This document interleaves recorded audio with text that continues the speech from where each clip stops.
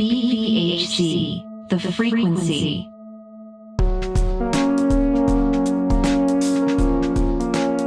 Good morning. Happy Friday, Boulder Valley Frequency listeners. My name's Kelly. I'm the audio producer on the show, covering for Shay, as I like to do on Fridays. Today, we're taking you to Gilpin County. It's just outside our normal coverage area. But just like we traveled to Hudson to cover an ICE detention center, we're also hopping our southern border for news about the decades-long impacts mining and heavy industry can have. Did you know of Colorado's 20 active Superfund sites, 3 are in and around Boulder County? Rocky Flats is perhaps the most well-known, but there's also the Marshall Landfill and Captain Jack Mill in Ward. The Trump administration's aggressive pursuit of industry deregulation and budget cuts to the Environmental Protection Agency endanger the cleanup of Superfund sites and potentially open up new areas of the country to mining. If rules are loosened, the environmental damage and impacts to human health could last for decades. This is not theoretical. Earlier this year, we reported on the potential reopening of the Cross Mine in Nederland. And while a bevy of state and local regulations are in place to protect local watersheds, there's no guarantee those would stand up to challenges under this federal regime. The EPA's Superfund budget was cut by nearly $250 million this fiscal year. But the Trump administration has accelerated cleanup of existing sites, using $3.5 billion allocated under President Biden's bipartisan infrastructure law. There's no action item for today's story. Let's just listen and learn. Here is the Mountaineers' Tyler Hickman with the full scoop.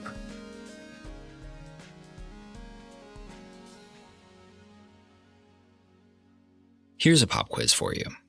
Where is Colorado's largest Superfund site? For Gilpin County residents, it's just up the road. The Central City Clear Creek Superfund site stretches 400 square miles across Clear Creek and Gilpin counties, from the Continental Divide to Golden. Historic mining and acid mine drainage has exposed the public and environment to heavy metals, creating one of the most expansive hazardous waste sites in the country. I'm Tyler Hickman. The EPA designated this area as a Superfund site in 1983 and has been remediating it ever since. In 2022, they established Operable Unit 5, a new scope of remediation, due to high levels of lead and arsenic found in mine waste piles on residential properties. Gilpin County is now offering blood lead testing to its residents, while the community waits on the EPA and Colorado Department of Public Health and Environment to finish its human health impact study. Those results are expected in the coming months. For today's feature segment, we dig into the risks this mine waste poses to Gilpin's residents and what living with a Superfund site in your backyard looks like. Our feature segment starts with Gilpin's annual public health fair, which it hosted last weekend. And glucose, okay. Which arm or hand you want to do? Left hand? You want to shake it up a little bit, get the blood flowing? The Mountaineers' Mindy Leary was on the scene to check out booths inside the community center, dedicated to physical and mental health, wildfire mitigation, and recovery resources. But one stuck out. This finger okay? Yep. There's a 50 for women, and you're really high. That's like the drain. A county-run kiosk was offering free blood lead testing for children and pregnant women, in large part due to the county's proximity to Colorado's most expansive Superfund site. We decided to catch up with the county to figure out the risks this poses to Gilpin residents.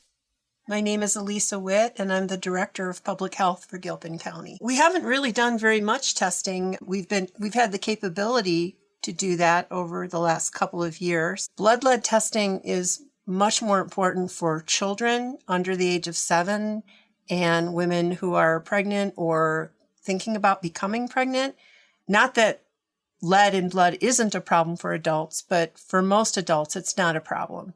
So really, our target audience who we've been reaching out to and trying to get more testing done is for children, parents to bring their kids in to get tested. And like I said, women who are pregnant or thinking about becoming pregnant. In terms of the lead testing, I think because of the Superfund site, we do want to encourage people who are at risk. Other people that could be at risk is if they're on a private well and they haven't had their well water tested for metals. We do well water testing here at Gilpin County Public Health, but we're not able to test for metals. We can just test for bacteria and nitrates, and we do that on a regular basis. But a lot of residents who have well water, which is, the majority of Gilpin County and parts of Clear Creek County, don't realize that they're responsible for the quality of their drinking water. The state does not regulate private wells. They just recommend that people get their water tested annually. And unfortunately, most people don't. So I wanted to take a step back here just to get into the Superfund site. So I know that reclamation has been happening there for the better part of the last 4 or 5 decades. But the latest established operable unit concerns lead and arsenic in soil specifically. How great is the risk to folks that could be living near some of these sites or have exposure to lead that is existing in the soil? Well, the Human Health Impact Study, which is part of the EPA's Superfund site, the current operating unit, that is about to be released. So I don't have my hands on the Human Health Impact Study yet. What's important to know is lead dust, which is in mining tailings. So a lot of people back in the day build homes on top of old mines because the trees were already clear. It was nice flat land. And there was this nice light colored kind of beige yellowish dust piles everywhere. Those are mining tailings. And that is what the EPA is concerned about. They did reach out to property owners, all property owners within the Superfund site. And it is the Clear Creek Gilpin Superfund site. And there is a map online available so you can see if your property is within the Superfund site area. Just because the mining tailings are sitting there doesn't mean it's all bioavailable. So what the researchers have found is that from sunlight and many, many years of being exposed to the elements, it doesn't necessarily mean that those are all that heavy metal is actually could possibly be uptaken into your body and be bioavailable. So it's very important to, not make any assumptions, get the answers from the researchers. They do know what they're doing. We're just right now waiting, should be within the next month or two, to get that human health impact study. The timeline was the investigation for human health impacts was going to be finished in 2025. So I figured we'd be coming up on something. Was this delayed at all? Is it later than you had expected?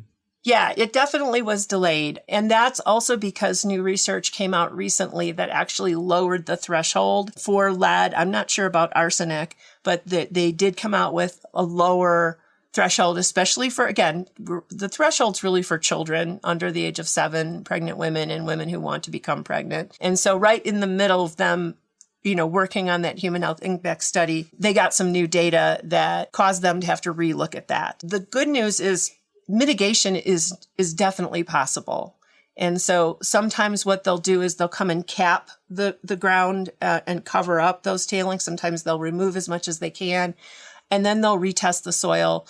So I would say, the risk right now, in my opinion, is largely from the dust being tracked into your home by pets or on the bottoms of your shoes.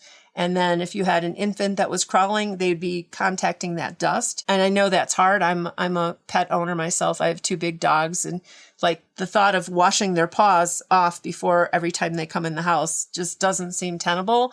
But that's the recommendation. If you have that light colored dirt and potential mining tailings on your property, you should try not to be letting that lead dust into your house as much as possible. And do folks who did have lead testing done at their homes by the whether it's the state or the EPA, do they have those results as of now? Okay. Yes.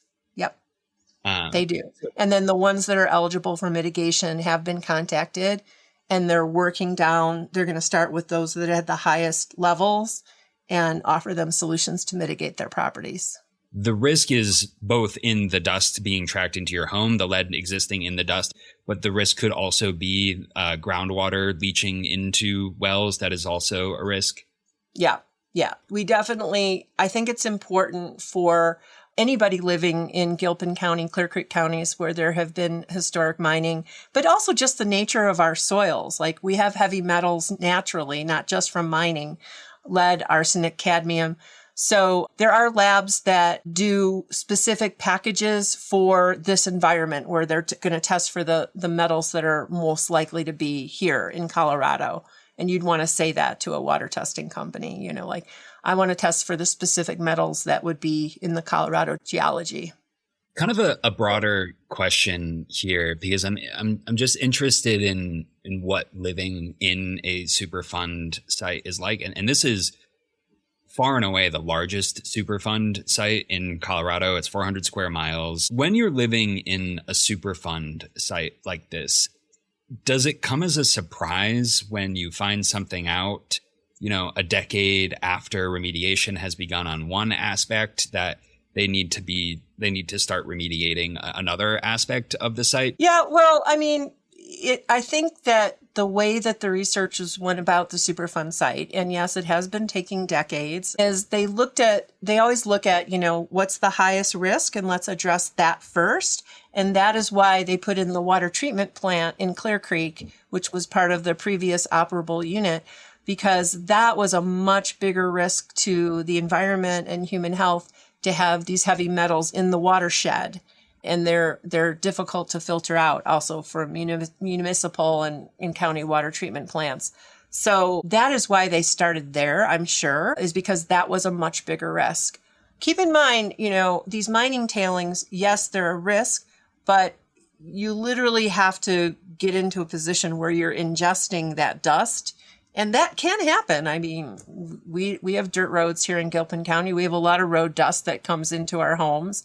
I personally don't live in the Superfund site, but I would say that, if you're aware, and it's easy to see the color of the tailings, they're definitely different. They're not dark color. They're lighter color. They're unusual colors of light brown, tan. They're pretty obvious once you know what to look for.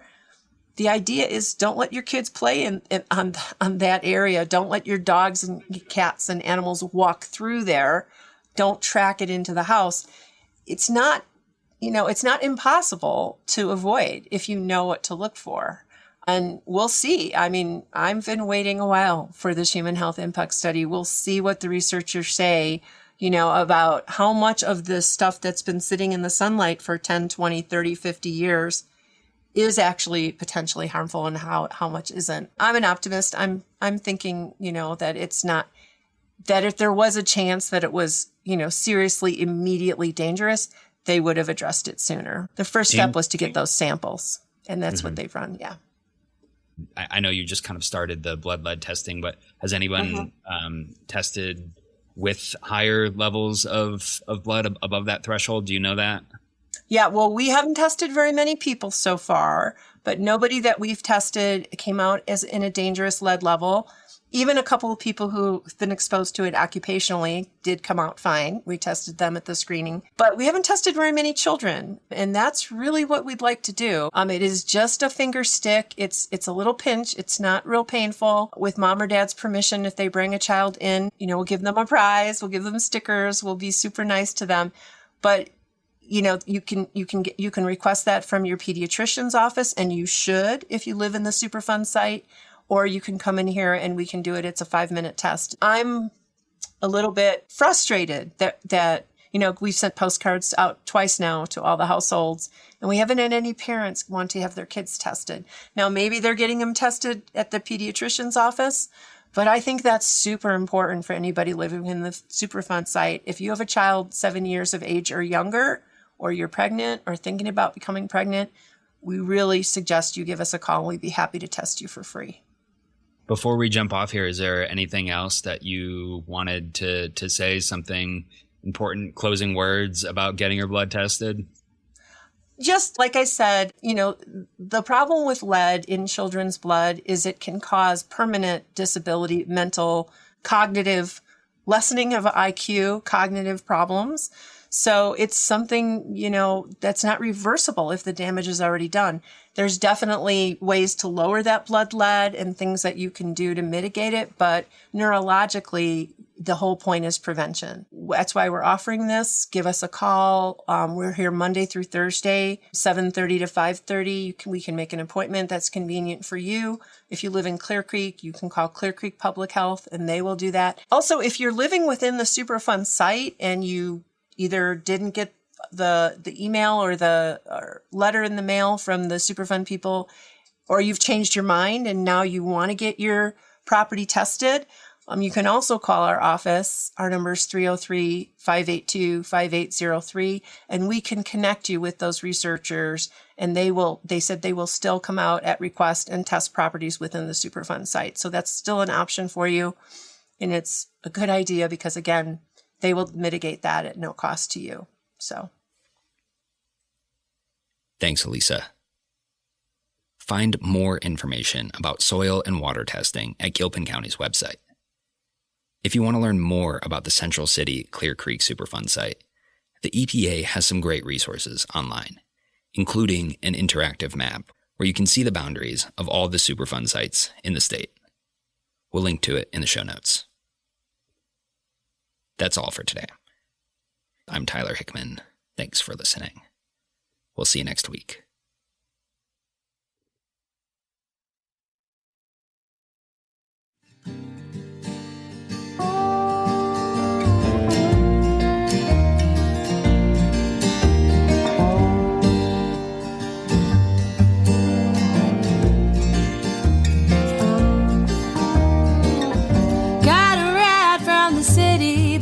To my hometown, everything seemed different but the same. I can't tell if anything's changed or just the inside of my head. I can't find out tonight, I'll just keep drinking instead. And I hate when people